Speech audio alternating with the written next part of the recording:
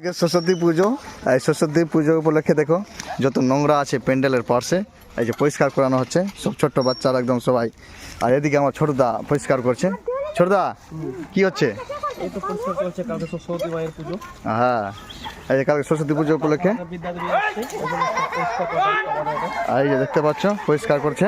আর এদিকে সবাই একদম ব্যস্ত আছে একদম পরিষ্কার করার জন্য। হ্যাঁ বেটা বলো, কিছু বল। আমার বেটা ভাগছে একদম, এই যে কুকুরের বাচ্চা। এই যে কালকে পুজো উপলক্ষে, তো কালকে পুজোয় ব্লগ আসবে, অবশ্যই লাইক সাবস্ক্রাইব করবেন। এটা হচ্ছে আমাদের এই যে প্যান্ডেল দেখতে পাচ্ছ।